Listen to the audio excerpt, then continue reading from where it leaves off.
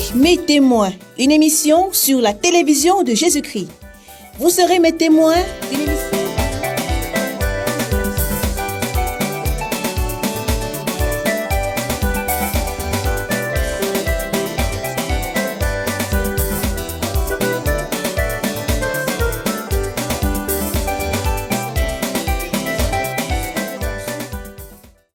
Vous serez mes témoins. Vous serez mes témoins, une émission sur la télévision de Jésus-Christ, une émission qui montre l'action du Saint-Esprit dans la vie des disciples et messagères formés ou en formation au sein du ministère chrétien du combat spirituel conformément à Acte 1, verset 8.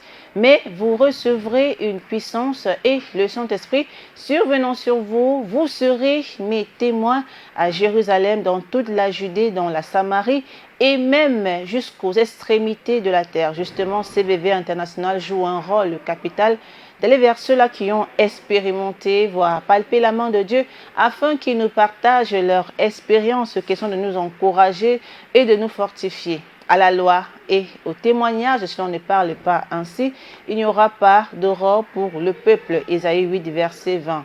Mesdames, messieurs, bien-aimés dans le Seigneur Jésus-Christ, shalom, merci de votre incontournable fidélité à la télévision de Jésus-Christ. Bienvenue à cet autre numéro de Vous serez mes témoins. Nous sommes très honorés de recevoir pour vous, mesdames et messieurs, maman Brigitte Nepa. Shalom, maman. Shalom, madame. Vous êtes donc Marie-Madeleine de Bukavu. Votre mari est président de la JCC, partenaire de Jésus et conseiller au sein du comité de construction. Oui, madame.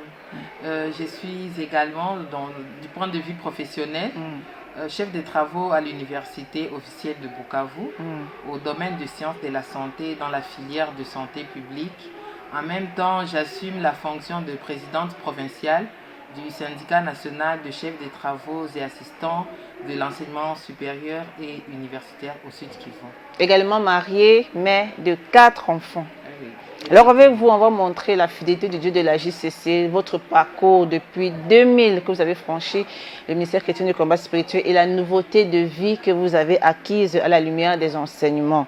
Alors vous êtes né d'une famille où, avant de se marier, votre maman devait quitter le couvent.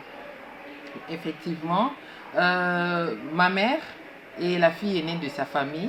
Mon père aussi est fils aîné de sa famille. Et avant leur rencontre, ma mère était effectivement au couvent parce qu'elle aspirait à devenir religieuse. Mais les choses qui s'étaient passées là-bas ne l'avaient pas intéressée. C'est comme ça qu'elle avait quitté le couvent.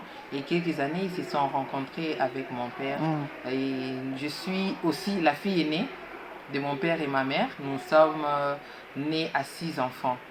Mais nous avons aussi un autre grand frère que notre papa avait dans sa jeunesse. Alors vous êtes né au Burundi, oui, dans un climat de tension dans la famille. Oui.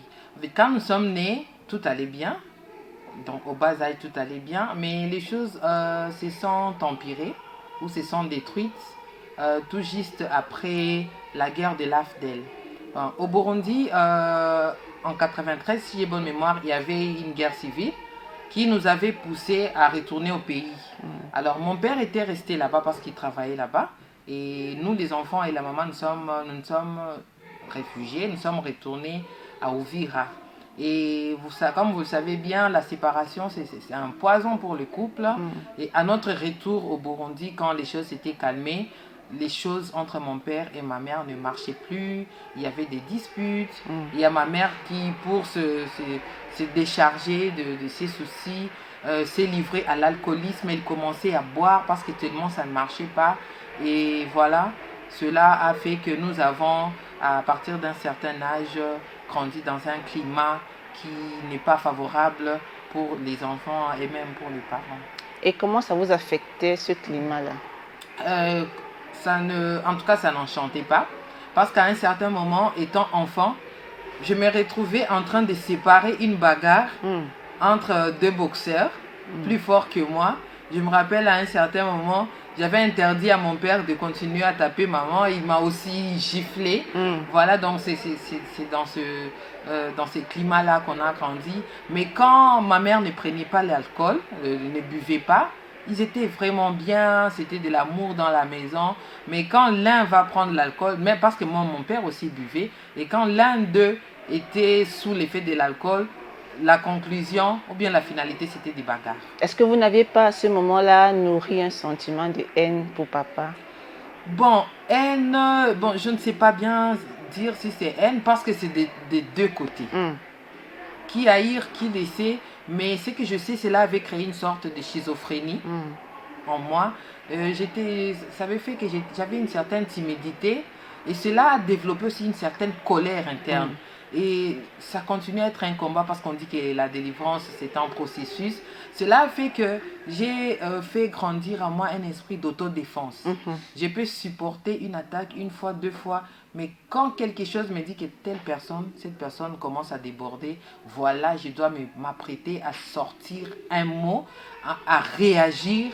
Et la réaction, parfois, elle n'est pas proportionnelle à l'attaque que j'ai subie. Donc cela a eu un effet intérieur en moi par rapport à la schizophrénie. À l'âge de 14 ans, vous continuez à faire pipi au lit? Oui. C'était d'ailleurs l'un des problèmes qui avait poussé ma mère, paix à son âme, parce qu'elle est déjà morte, à m'amener au ministère. Parce qu'avec le climat de tension, il y a une de ses amies qui malheureusement est morte récemment aussi, qui l'avait intéressée au combat spirituel. Elle lui a dit que voilà, ici au Burundi, il y a une nouvelle église là qui a commencé et les gens prient très bien là-bas. Elle avait amené ma mère au ministère du combat spirituel et à l'époque, on était encore des catholiques. Quand ma mère était arrivée au combat spirituel, elle était égayée par la façon de prier des combattants. Et quelques jours après, elle était venue m'intéresser disant que j'ai vu un endroit où les jeunes prient très bien et il serait mieux que vous puissiez aussi venir. Peut-être que là-bas aussi Dieu peut t'aider à arrêter ces problèmes-là d'uriner au lit. Et c'est comme ça qu'en 2000, nous sommes venus au combat spirituel. Moi aussi, je suis venue au combat spirituel. Avant d'arriver au ministère du combat spirituel, une maman, une vieille dame voisine au quartier est venue avec une solution pour votre problème de faire pipi au lit. Effectivement, l'être humain a toujours tendance à chercher la solution à ses problèmes et ça passe par diverses façons. Il y a une vieille dame avec qui on cohabitait dans une même parcelle qui avait remarqué ce problème-là. Elle avait dit à ma mère que parmi les remèdes qui peuvent arrêter le problème d'uriner au lit, c'est de boire l'urine de la vache. À l'Est, je peux le signaler, la vache c'est le totem de l'Est. Que ce soit les tribus du Congo, beaucoup de tribus du Congo. Moi, je suis d'origine Chi. Le totem de Chi, c'est la vache. Au Burundi aussi, c'est la même chose. Au Rwanda aussi, c'est la vache. Alors, la vache est exploitée dès ses cornes jusqu'à ses bottes. Et c'est comme ça qu'elle avait proposé qu'on prenne l'urine de vache, qu'on devait mélanger à l'eau de riz et je devais boire cela. Alors, j'avais essayé, je devais boire cela, je pense, pendant 3 jours. Mais la première fois que j'ai essayé cela, c'était vraiment difficile à avaler. Et je n'avais pas pris ça la deuxième fois. Et j'avais dit, voilà, ça coïncidait à la période où on commençait le ministère du combat spirituel. J'ai dit, bon, je vais prier et Dieu pourra m'aider à la JCC à arrêter ce problème. Alors, vous faites un songe où on vous demande de lire Matthieu 9, verset 22 par rapport au problème que vous viviez. Effectivement, pendant mon parcours à la JCC, au tout début là, j'avais eu un songe, quelqu'un qui me disait de lire. Il m'avait donné 2 versets à lire. Mais malheureusement, au réveil, je ne m'étais souvenu que d'un seul verset. C'était Matthieu 9, 22. C'est l'histoire de la femme qui avait touché Jésus, qui avait un problème de perte de sang. Et quand Jésus s'est retourné vers la femme, il lui a dit, prends courage ma fille, ta foi t'a guérie. Et la femme était guérie à l'instant même. C'est la révélation que j'avais vue. Et je m'étais accroché à cette révélation. J'avais compris que Dieu me donnait un remède spirituel. Et je priais en fonction de ce verset-là. Et un bon jour, avant même que je ne termine les études secondaires, parce que quand j'avais commencé, en 2000, je n'avais que 14 ans. Un bon jour, j'avais remarqué que Dieu m'avait guéri. Je ne savais pas comment, mais le Dieu de la JCC m'avait guéri, sans rien prendre. Vous arrivez au ministère en 2000, vous avez 14 ans. Un bon jour, vous êtes guéri. Est-ce qu'on peut estimer le temps de votre guérison? C'était une affaire de 2 à 3 ans, à la 3e année, parce que c'était avant que je ne commence l'université. Alors, vous êtes guéri par la grâce de Dieu. Le tout premier miracle que vous avez au ministère chrétien du combat spirituel, vous finissez vos études secondaires et universitaires avec distinction et vous vous fiancez. Oui, je me suis fiancée. Quand vous comprenez, moi je peux dire que presque tout mon parcours, c'est la JCC. J'étais venue à 14 ans, encore élève à l'école secondaire. J'ai fini, j'ai mon diplôme d'état étant à la JCC. J'ai décroché mon diplôme de licence, Bac plus 5 avec distinction, étant à la JCC. Et c'est pendant cette période que j'ai commencé les fiançailles avec celui qui était notre encadreur principal à la JCC. À l'époque, c'était le frère Pascal Nepa. Nous avons commencé les fiançailles, mais je vous assure que c'était des fiançailles très, je peux dire, perturbées. Ce n'était pas apaisé. Il y avait eu beaucoup de problèmes, de sérieux problèmes d'opposition, de contestations, même si on était au combat spirituel. Dieu a fait grâce, en dépit des complications, en dépit des combats. Vous êtes mariés, c'est en 2012? Oui, à un certain moment, à cause des problèmes, j'avais écrit à mon mari qu'on rompait, que j'arrêtais la relation. Mais c'est lui qui a été plus tard notre parrain. À l'époque, il était juste, je peux dire, ami à mon mari. Il nous avait appelé, il nous avait conseillé parce que c'est un combattant aussi, papa Hyacinthe Malonga, que je salue en passant. Il nous avait aidés, on s'était réunis ensemble. Et en août 2012, malgré les combats, mais là je dois préciser, c'était vraiment des sérieux problèmes. Les missionnaires qui étaient à l'époque à Bukavu, notamment maman Agnès, le couple Mutombo, paix à l'âme de papa Mutombo, maman La Joie, il était au Burundi, maman José Toula au Burundi, ils suivaient, tous ces missionnaires-là suivaient nos fiançailles. Franchement, ils avaient travaillé. Parce qu'arrivé à un certain moment, à quelques semaines, c'était à moins d'un mois de mon mariage, il y a eu des problèmes sérieux qui ont poussé même le chef de mission du siège du Burundi, à l'époque, papa Richard, de me demander à quitter même ma famille pour aller rester à la bergerie parce que ça commençait à prendre d'autres virages qui pouvaient aboutir à une séparation, à une suspension en fait du mariage.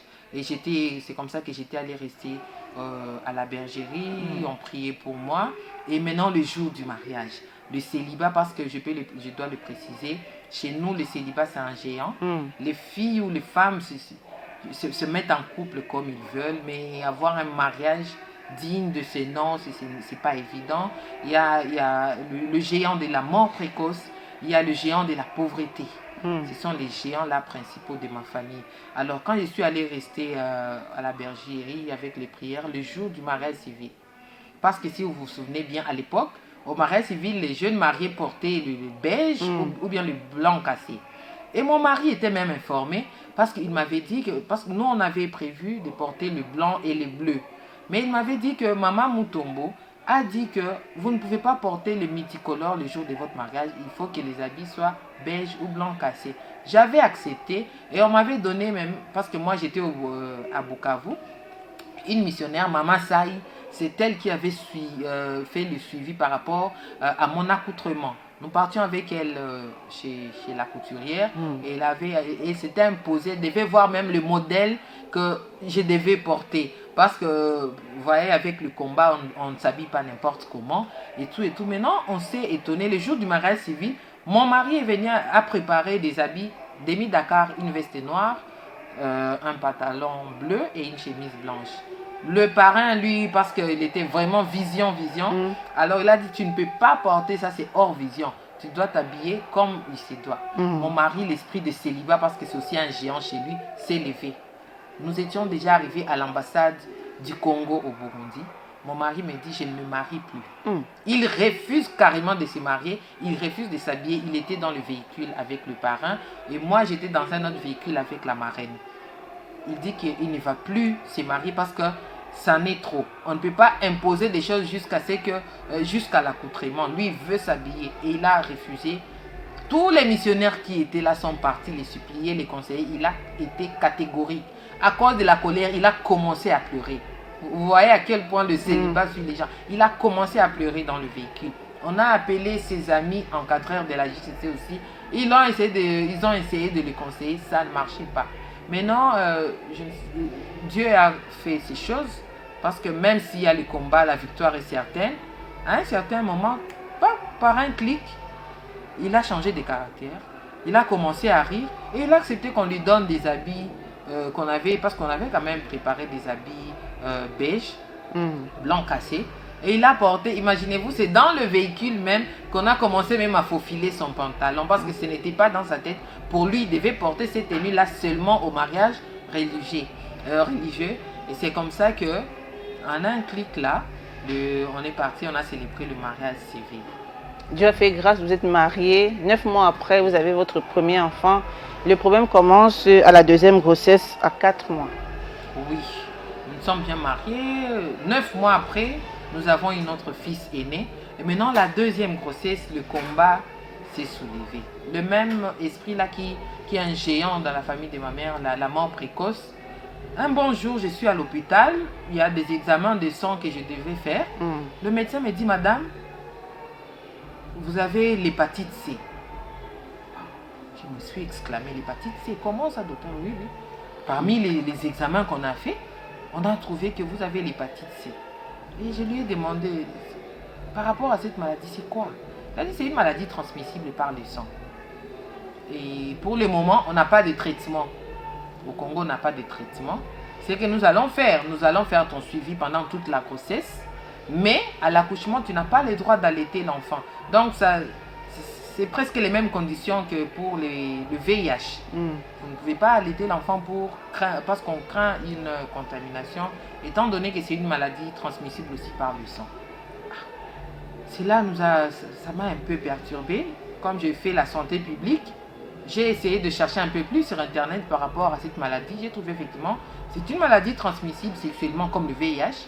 Ça peut se transmettre aussi par la transmission verticale mère-enfant, mais aussi par la transfusion sanguine, par les objets tranchants. C'est ainsi que j'en ai parlé à mon mari pour lui expliquer que voilà, ça se transmet de telle manière. Et il a mal pris cette explication-là parce que lui aussi, il a fait les tests. Quand je lui ai dit qu'on a trouvé que dans mon sein il y a l'hépatite C, on a trouvé que lui aussi a l'hépatite C. Maintenant, on s'est regardé. Qui a trompé qui? Qui a fait l'infidélité? Personne ne voyait à côté, ailleurs. Et nous avons compris que c'était une maladie démoniaque, encore une fois, que le diable nous a envoyé juste pour nous perturber et pour amener la mort là précoce. Alors vous avez prié, Dieu a fait grâce. Nous avons pris la décision de prier. On n'en avait parlé à personne. Nous-mêmes, on priait pour ce problème-là. On a dit, mais Jésus, d'où vient cette maladie? C'est toi qui guéris les maladies incurables, que ton sang puisse nous guérir. Et le sang de Jésus était devenu le remède qu'on prenait avec mon mari. Et encore une fois, par la grâce de Dieu, avant même que je n'accouche, j'étais encore à l'hôpital pour des examens. On a trouvé qu'il n'y a plus d'hépatite C. C'était guéri. Comme ça, sans traitement, sans rien. Mon mari aussi est parti faire le test, le prélèvement sanguin. On a également trouvé que chez mon mari aussi, il n'y avait plus d'hépatite C. Ah, nous avons compris que c'était démoniaque, c'était un combat. Alors, quelques temps après, vous faites un songe, entre autres, sur la fin du monde. Oui. Avant d'abord ce songe sur la fin du monde, j'avais eu un songe, un encadreur de la JCC Bukavu. Papa Laurent, que Dieu le bénisse là où il se trouve. En songe, il est en train de me dire, maman, il me parlait, maman Pascal, tu sais ce qui termine les gens de ta famille? Parce que dans la famille de ma mère, la mort précoce fait ainsi que tous ceux qui sont morts, à part leurs parents, sont morts avant 50 ans. Tous, il y a déjà 6 ou 7 enfants, parce qu'ils étaient nés à 14, 6 enfants ou 5 qui sont morts avant d'atteindre 50 ans. Et puis il me montre, tu vois ce qui tue les gens dans la famille de ma mère, de ta mère. J'ai vu que nous étions dans une brousse. Il y a une petite rivière qui passait et on a vu un grand serpent. On ne voyait pas sa tête, on ne voyait pas non plus la fin de sa queue, mais c'était un serpent, c'était sous forme de l'arc-en-ciel. Ça passait devant nous.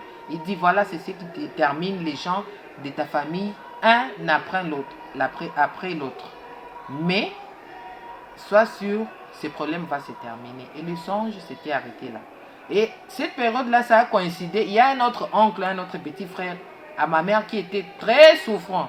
Donc, ça devait être le 7e aussi à partir. Je lui avais parlé de ce songe. Et d'un autre songe que j'avais eu, que leur père avait fait un échange avec des Blancs. Il lui avait donné la télévision.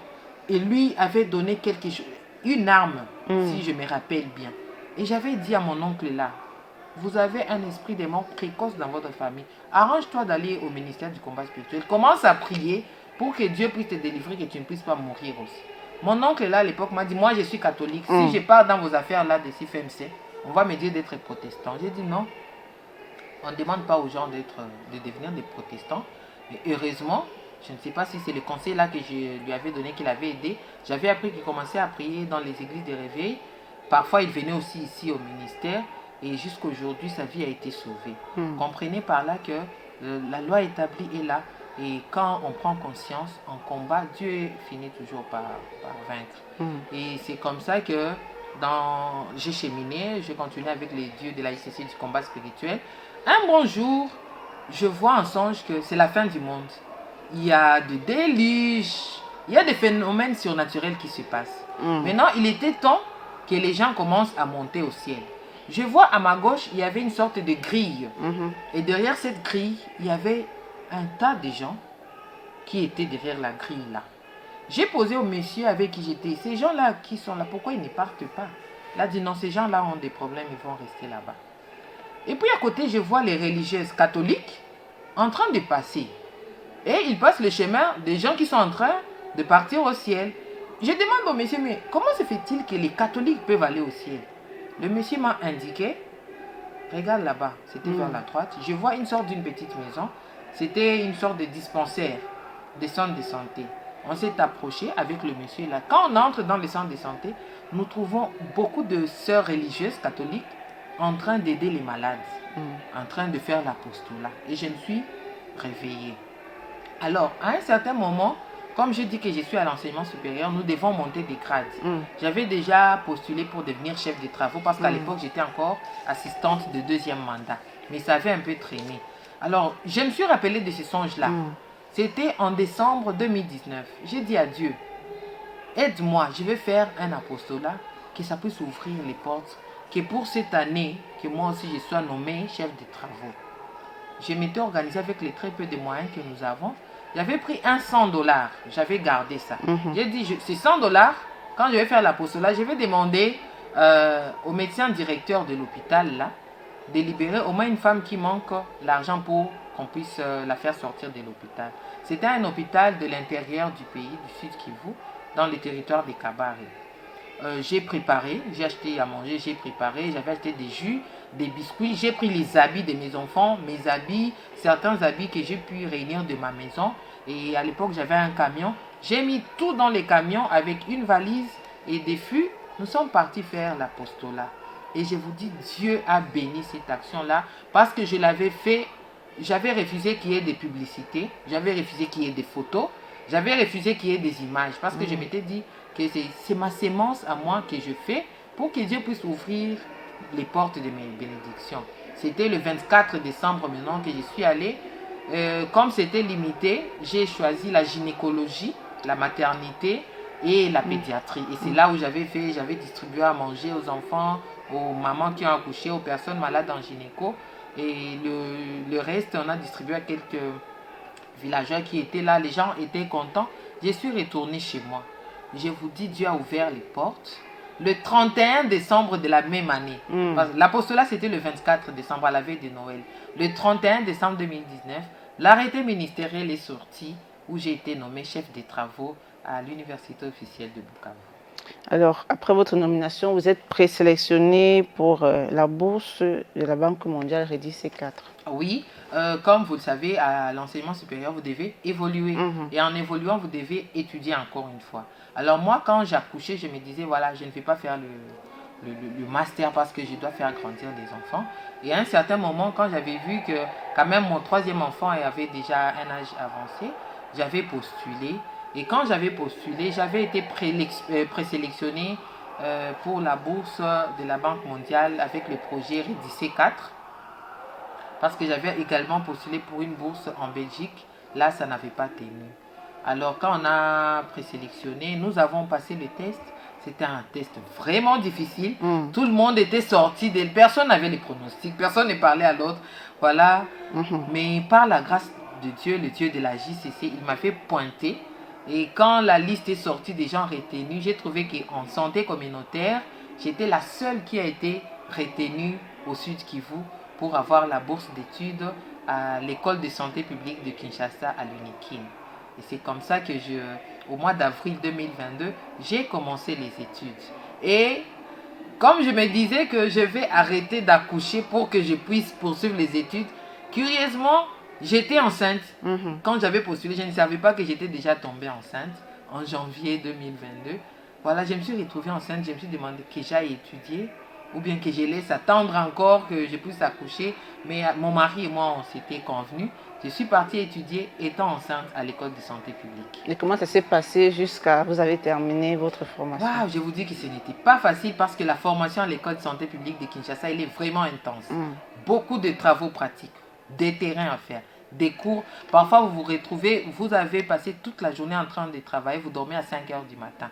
Imaginez-vous avec les conditions là, de la grossesse, ce n'était pas facile, mais avec le travail, parce que j'étudiais sérieusement, en priant aussi, le Dieu de la JCC qui n'échoue jamais. Quand on a proclamé les résultats du premier semestre, j'avais éliminé tous les cours en première session avec distinction. Je devais maintenant commencer le deuxième semestre. C'est au début du deuxième semestre maintenant que le moment d'accoucher arriva. Je suis partie à l'hôpital et quand je suis arrivée, on a commencé à me consulter comme on le fait d'habitude. Mais j'ai vu le médecin s'exclamer parce qu'on avait branché le moniteur pour suivre l'évolution des contractions et la réaction du fœtus, du cœur de l'enfant. Le moniteur montrait qu'à chaque fois qu'il y avait contraction, le cœur de l'enfant décélérait. Et le médecin généraliste qui était là s'est exclamé, il a dit non, madame, ce que je vois ici, ce n'est pas bon. Votre enfant n'est pas en bon état. Il a appelé mon gynécologue disant que votre patiente que vous suivez, en tout cas, viens toi-même voir de tes yeux. Quelques 60 minutes après, le gynécologue est arrivé. Il a également observé comment évoluaient les contractions et l'état de l'enfant. Il a dit, madame, nous sommes désolés, mais nous devons t'amener au bloc opératoire. Pendant ces temps, quand j'étais arrivée, Dieu avait fait grâce. Il m'a mis sur le chemin de Papa Mouimpe. Papa Mouimpe, le cureur, faisait mon suivi spirituel. Il me mettait en prière, il priait pour moi. Et dans l'hôpital, j'ai fait le coup de fil. J'ai dit, voilà, papa, on me dit qu'on doit m'opérer. Il a dit, si c'est la volonté de Dieu que tu sois opéré, ce n'est pas grave. Laisse qu'on t'opère, qu'on fasse la césarienne et nous allons rester en train de prier. Et il y a aussi maman Martine, la formatrice, que Dieu la bénisse là où elle est. Je l'ai appelée aussi, je lui ai dit, il a dit, moi je vais prier pour vous. Nous sommes allés au bloc, c'était le 7 octobre 2022. Arrivé au bloc, dès qu'on a fait la césarienne, on a ouvert le ventre. On a trouvé du méconium déjà dans le ventre, les médecins le savent. Donc l'enfant était tellement déjà en souffrance qu'il avait même déjà déféqué dans le ventre. Donc il lui restait juste quelques minutes pour mourir. Alors on a sorti l'enfant. Elle n'avait pas poussé le cri parce que c'était une fille. Il fallait qu'on la réanime. Et c'est en l'amenant vers le service de néonatologie qu'elle a poussé maintenant le cri. Arrivé là-bas, il y avait aussi le problème de circulaire. Le cordon ombilical l'avait tenu au cou. Donc c'était l'une des raisons qui faisait qu'elle n'arrivait pas à respirer comme il faut dans le ventre. Et ça avait créé cette souffrance-là. L'enfant a été réanimé, mais quand on a pesé son poids, on a trouvé qu'elle n'avait que 2 kilos. Donc c'est des choses que je n'avais jamais vécues parce que tous mes 3 premiers enfants, je les avais eus normalement, avec de poids supérieurs à 3 kilos. Mais avec celle-là, la césarienne, faible poids, souffrance fœtale, voilà, on a dit que madame, nous allons rester avec l'enfant en néonatologie, on ne peut pas vous le donner. Et j'ai fait 5 jours sans tenir mon enfant, sans l'allaiter parce qu'elle était dans la couveuse. Alors, comme je ne voulais pas qu'on lui donne le biberon, j'extrayais le lait et on lui a mené pour l'alimenter. Et par la grâce de Dieu, au 5e, 6e jour, on nous a libérés. Et l'enfant a été sauvé. Maintenant, pendant la césarienne, là, quand on avait sorti l'enfant et qu'il fallait refermer mon ventre, l'esprit des morts s'est levé encore une fois. À chaque fois qu'on suturait, je saignais. Là, j'étais encore sous anesthésie, mais j'entendais parce que ce n'était pas l'anesthésie générale. J'entends les médecins commencer à se parler entre eux. Merde, ça saigne. Ils essayent de calmer le saignement. Quand le saignement essaie de s'arrêter et qu'ils se disent qu'ils vont reprendre maintenant la suture, qu'ils fassent la suture, ça saigne encore. Alors, de 18h à 21h, j'étais au bloc opératoire. À un certain moment, la force de l'anesthésie a commencé à se terminer. J'ai commencé à sentir les douleurs. En pleine opération, j'ai dit au médecin, je sens que à chaque fois que vous me touchez, j'ai mal. Ils ont signalé l'anesthésiste et c'est à ce moment-là qu'on m'a endormi. Et les médecins ont continué à se battre. Mais pendant ce temps, quand j'étais encore consciente, j'ai prié Dieu. J'ai dit, Seigneur, aie pitié de moi. Ne permets pas que je meure maintenant. Mes enfants ont encore besoin de moi. Je sais que je suis pécheresse, pardonne-moi. Mais souviens-toi au moins, parce que à Bukavu, j'avais aussi opté de servir Dieu en achetant le papier hygiénique pour les toilettes. J'ai dit, le papier hygiénique, Seigneur, ça sert pour la toilette intime. Sauf moi-même pour les papiers hygiéniques que j'achète pour la salle. Et c'est comme ça qu'on m'a endormi. Dieu a fait grâce que vers 21h, qu'ils arrivent à arrêter les saignements. Et c'est comme ça que quelques temps après, j'étais sortie du bloc. Les médecins m'ont raconté tout ce qui s'était passé.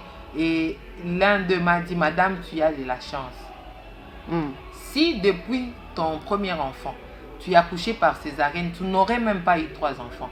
Tu as un utérus très sensible, plein de varices. À chaque fois qu'on touchait seulement un peu, ça s'est déchiré et ça saignait. Donc arrange-toi de ne pas tomber enceinte encore une fois avant 2 ans, parce que ce que nous avons vu, ça nous a fait peur.